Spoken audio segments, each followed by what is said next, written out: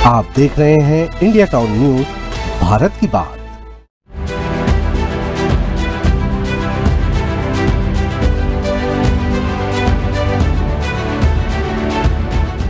छत्तीसगढ़ में निकाय चुनाव से पहले धान खरीदी के समर्थन मूल्य को लेकर अब सियासी पारा एक बार फिर से चढ़ गया है। जहां एक और कांग्रेस पार्टी और भाजपा दोनों ही जनता का भरोसा जीतने में जुटी हुई है, तो वहीं अब पूर्व मुख्यमंत्री भूपेश बघेल ने चुनावी प्रचार के दौरान ये दावा किया है कि 3100 रुपए का जो समर्थन मूल्य मिल रहा है वो कांग्रेस की वजह से किसानों को मिल रहा है। और उनके इस बयान पर अब डिप्टी सीएम अरुण साव ने भी पलटवार किया है। तो चलिए जानते हैं कि आखिर क्या कहा है भूपेश बघेल ने।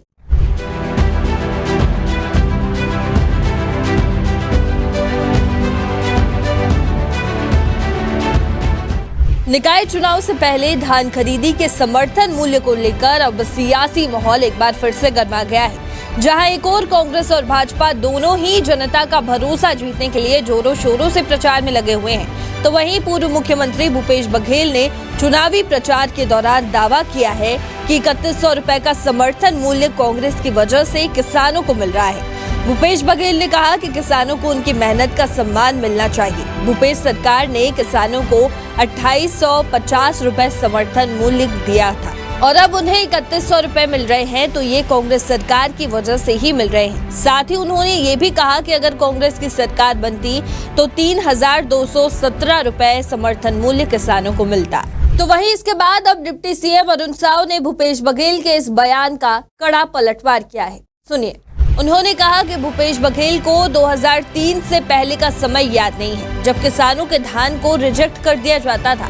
उन्होंने ये भी कहा कि धान खरीदी की सुव्यवस्था केवल भाजपा की सरकार में आई है और किसानों को अतिरिक्त राशि देने की शुरुआत भी भाजपा ने की है। वहीं उप मुख्यमंत्री अरुण साव ने कांग्रेस पर हमला बोलते हुए कहा कि कांग्रेस ने हर एक बात पर 5 साल झूठ बोला है, अब कांग्रेस किस बात का क्रेडिट लेगी।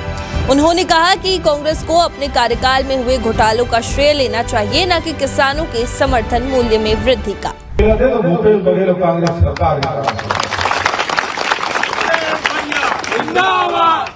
प्रदेश में पता कर लो 2300 रुपये vote Modi guarantee, Modi guarantee, Modi guarantee, लेकिन मिला कि है कावर मिला, कावर के 2850 रुपये देते।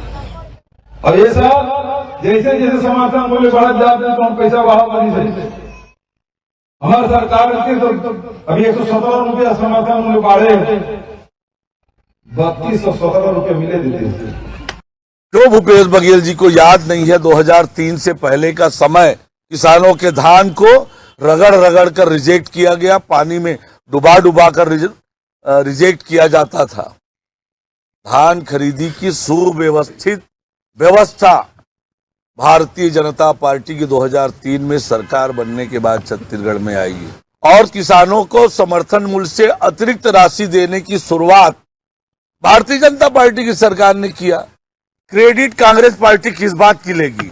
शराब घोटाले की, चावल घोटाले की, कोयला घोटाले की, शहरों की दुर्दशा की, किस बात की श्रेय कांग्रेस को लेना चाहिए? कांग्रेस को श्रेय इसका।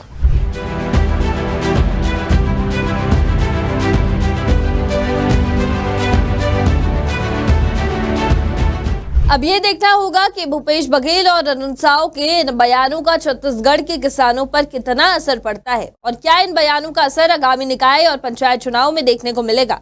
राजनीतिक हलकों में ये चर्चा भी तेज हो गई है कि धान खरीदी और समर्थन मूल्य को लेकर दोनों दलों के बीच का ये घमासान किसानों के वोट को प्रभावित करेगा या नहीं।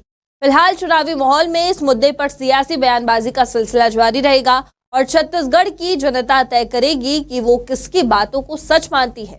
तब तक के लिए आप देखते रहिए इंडिया टाउन न्यूज। नमस्कार। आप देख रहे हैं इंडिया टाउन न्यूज, भारत की बात।